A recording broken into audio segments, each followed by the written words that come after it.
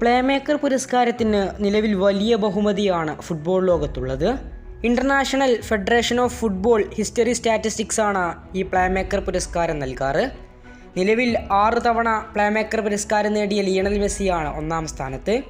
4 തവണ നേടിയ ക്സാവിയാണ് രണ്ടാമത്. എന്നാൽ ഈ വർഷത്തെ, അതായത് 2023 IFFHS ഏറ്റവും മികച്ച പ്ലേമേക്കറെ തിരഞ്ഞെടുത്തിരിക്കുകയാണ്.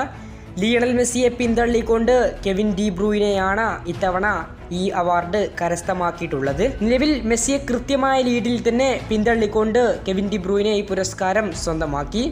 ആദ്യത്തെ 5 സ്ഥാനക്കാരെ പരിശോധിക്കാം. ആർസണൽ സൂപ്പർ താരം മാർട്ടിൻ ഒഡേഗാർഡ് ആണ് 5ാം സ്ഥാനത്ത്. 70 പോയിന്റുമായി റയൽ മാഡ്രിഡ് സൂപ്പർ താരമായ ജൂഡ് ബെല്ലിംഗ്ഹാമാണ് പട്ടികയിൽ 4ാം സ്ഥാനത്ത്. 78 പോയിന്റുള്ള സിറ്റി സൂപ്പർ താരമായ ബെർണാഡോ സിൽവയാണ് പട്ടികയിലെ 3ാമൻ. 100 പോയിന്റുമായി സൂപ്പർ താരമായ ലിയണൽ മെസ്സിയാണ് പട്ടികയിൽ 2ാം സ്ഥാനത്തെത്തിയിരിക്കുന്നത്. മെസ്സിയെ കൃത്യമായി പിന്നിലാക്കി 81 പോയിന്റുകൾക്ക് മുന്നിലായി 181 പോയിന്റോടെ കെവിൻ ഡി ബ്രൂയിനെ ഈ പുരസ്കാരം സ്വന്തമാക്കുകയും ചെയ്തു. നിലവിൽ സൂപ്പർ താരമായ കെവിൻ ഡി ബ്രൂയിനെ 3ാം തവണയാണ് ഈ പുരസ്കാരം സ്വന്തമാക്കുന്നത്. കൂടുതൽ ഫുട്ബോൾ വാർത്തകൾക്കും വിശേഷങ്ങൾക്കും വേണ്ടി ചാനൽ ഇപ്പോൾ തന്നെ മറക്കാതെ സബ്സ്ക്രൈബ് ചെയ്ത് വെക്കുക.